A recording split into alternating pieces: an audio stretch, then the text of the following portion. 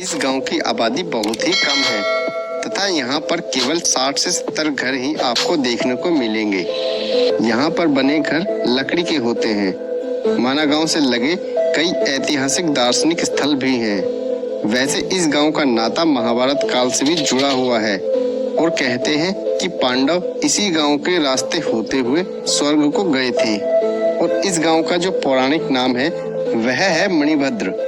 यह स्थान सरस्वती नदी के किनारे बसा हुआ एक खूबसूरत गांव है और अगर पर्यटन की बात की जाए तो यह स्थान पर्यटकों के लिए भी बहुत ही बेहतरीन स्थान है। गांव से कुछ ऊपर चढ़ाई पर चढ़े तो पहले नजर आती है गणेश गुफा और उसके बाद व्यास गुफा। यहाँ पर सरस्वती नदी पर एक भीम पुल बना हुआ है और यह वह सरस्वती नदी है जो केवल यहीं तक दिखाई देती है। इसके आगे यह अदृश्य रूप में बहती है। कहा जाता है यहाँ पर स्थित व्यास गुफा में ही ऋषि वेदव्यास जी ने वेद पुराण और महाभारत की रचना की थी तथा यहीं पास में एक गणेश गुफा भी है जिसमें बैठकर गणेश भगवान ने यह सारे वेद पुराण और महाभारत लिखे थे।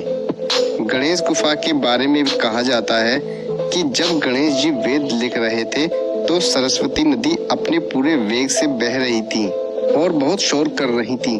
गणेश जी ने सरस्वती जी से कहा कि शोर कम करें, मेरे कार्य में विघ्न पड़ रहा है। लेकिन सरस्वती यहाँ से आगे अदृश्य रूप में बहती हैं। कहते हैं आज भी भीम पुल के पास यह नदी बहुत शोर करती है। भीम पुल के बारे में भी एक कहावत है। जैसे कहा जाता है जब पांडव स्वर्ग जा रहे थे तब उन्होंने सरस्वती नदी से आगे जाने का रास्ता मांगा, लेकिन सरस्वती ने उनकी बात नहीं मानी और मार्ग नहीं दिया। तो भीम ने दो बड़े पत्थरों को उठाकर उसके बीच में रख दिया और इस तरह से इस पुल का निर्माण हुआ। और कहते हैं कि इस पुल से होकर ही पांडव स्वर्ग के लिए गए थे, इसलिए इस पुल का नाम